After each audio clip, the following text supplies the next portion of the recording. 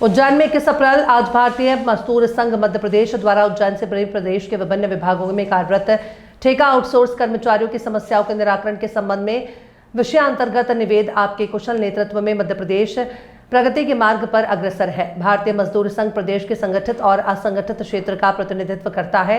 प्रदेश के विभिन्न विभागों में कार्यरत ब्रह्मा स्रोत कर्मचारियों की समस्याओं का निराकरण होना कर्मचारी, श्रमिक और प्रदेश हित में है।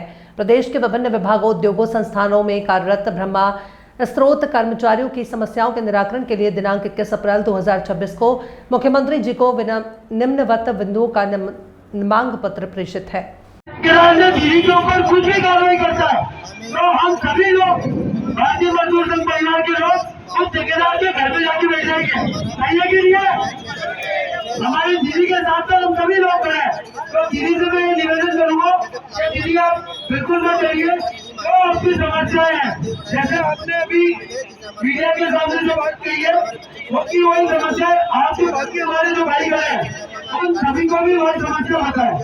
जी हमने कोरोना काल में भी हमारी जान पे खेलकर हमने वैक्सीन पहुँचाई है। लॉकडाउन जाके जो लोग बात कोरोना में अपने घर में किए थे, हमने हमारी जान पे खेल के दवाई पहुँचाई है सबको, कोरोना के टीके लगे वैक्सीन। और हम 125 रुपये से जब से हम 2008 से कार्यरत हैं, हमारे बहुत सारे साथी ओवर एज हो गए, मतलब 50-55 साल की उम्र हो गई है। तो मैं यही सरकार से ही निवेदन करता हूँ कि हमें नियमित किया जाए, हमें अल्टरनेट कोई ऑप्शन नहीं माना जाए कि अल्टरनेट वैक्सीन हमको परमानेंट किया जाए और हमारी सैलरी सम्मानजनक हो, जिसमें हमारे को 20,000-25,000 वेतन मिले, जिसमें हम गाड़ी की सैलरी से हमारे घर पर उसका लालन पालन कर सकें। क्या नाम है आपका?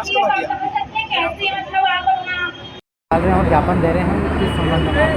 भारतीय मजदूर संघ द्वारा फैक्ट्रियों में काम करने वाले आउटसोर्स कर्मचारी और सभी विभागों में, सरकारी विभागों में काम करने वाले आउटसोर्स कर्मचारियों की समस्याओं के समाधान के लिए मध्य प्रदेश के सभी जिलों में ज्ञापन दिया जा रहा है। इसी के तहत हम उज्जैन में भी यह ज्ञापन दे रहे हैं। इसके अंदर हमारी मुख्य मांगे यह है कि जितने भी विभाग हैं उन सभी विभागों की जो पेमेंट है वह डायरेक्ट ठेकेदारों को बीच में से हटा के उनके ही अकाउंट में आए और ये कम से कम सभी विभागों में काम करवाने वाले कर्मचारियों को 25,000 रुपये न्यूनतम वेतन दिया जाए, उनको 7 तारीख से पहले सैलरी मिल जाए। और उद्योग में नए और पुराने, उज्जैन में पुराने और नए जितने भी उद्योग हैं, सभी उद्योगों के अंदर 75% जो रोजगार है वह यहाँ के स्थानीय लोगों को दिया जाए, क्योंकि यहाँ के पढ़े लिखे लोग बाहर जाके नौकरियाँ कर रहे हैं और बाहर के लोग यहाँ आके यहाँ पे नौकरियाँ कर रहे हैं। यह गलत है। माननीय मुख्यमंत्री जी यहाँ पे उद्योग लेके आ रहे हैं, हम उसके लिए धन्यवाद कहते हैं। और उद्योग के साथ साथ में रोजगार भी जो है वह स्थानीय लोगों को उसके अंदर प्राथमिकता दी है।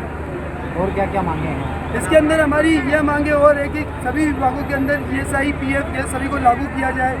ठेकेदार कई ऐसे करते हैं कि 25,000 रुपये सरकार से लेते हैं और कर्मचारियों को 6,000 रुपये, 7,000 रुपये देते हैं और वह भी 2-2, 3-3 महीने तक नहीं देते हैं। तो इन्हीं सभी मांगों को लेके हम ज्ञापन दे रहे हैं यहाँ पर।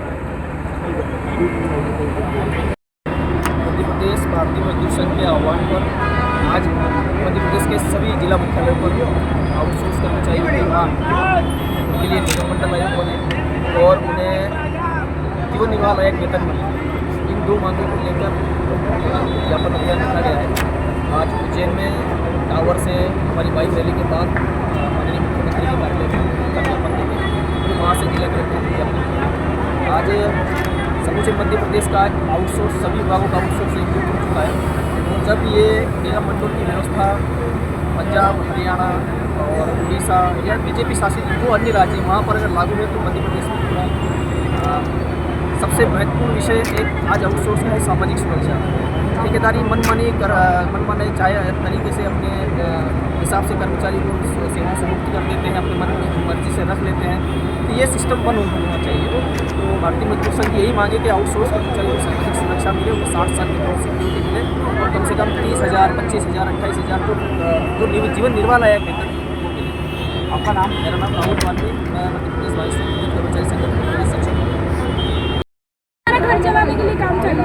फिर मैं पहले कलेक्टर सर के यहाँ पे पहले गई थी तो मैं उनसे मिल नहीं पाई थी। उनके PA वगैरह से मेरी बात हुई थी, वो बोलते कहीं और कंपनी ज्वाइन कर लो। तो ऐसा नहीं होता। 5 साल मैंने इसमें काम किया है, मैंने अपना 5 साल बेस्ट दिया। उसके बाद मेरी भोपाल वगैरह में भी ट्रेनिंग हुई है, जिले में भी हमारी ट्रेनिंग्स वगैरह होती रहती है। तो इतनी सारी ट्रेनिंग्स के बाद आप मुझे बोलते हो कि आप जॉब छोड़ दो, इसका सॉल्यूशन ये तो नहीं होता है। आपकी कंपनी का नाम? Yash Govind marketing. Yes Govind marketing. हाँ, कितने कर्मचारी है उसमें प्राइवेट?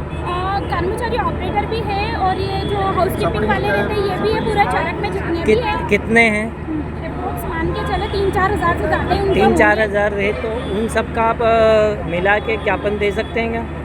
उन्हीं का सब मिका मिला के ज्ञापन दिया जा रहा है। हाँ जी सर, हम लोग ऑपरेटर्स हैं अर्बन के, हम लोगों ने मिलकर दिया है। ब्लॉक लेवल पे भी हमारे साथ हैं। आपका क्या सुनना?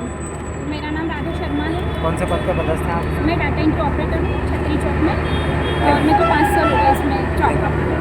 बस मेरा यही है कि जो हमारा न्यूनतम वेजेस हमको मिलना चाहिए और टाइम पर सैलरी मिल जाए और वो न्यूनतम वेजेस मान मिले और अनावश्यक किसी की भी शिकायत का आप हटाने के लिए तैयार हो जाते हैं। अननेसेसरी आप सैलरी कट कर देते हैं। बिना तो बोलते inquiry- कि हम तो आपकी सैलरी काटते नहीं, आप हमें छुट्टी भी तो नहीं देते हो। एक छुट्टी नहीं मिलती हमकी, जो भी CL वगैरह का प्रावधान रहता है हमारा, वो भी कुछ नहीं मिलता हम लोगों को। ठीक है, थैंक यू। Thank you. बताइए सर, क्या समस्या है? एक से 10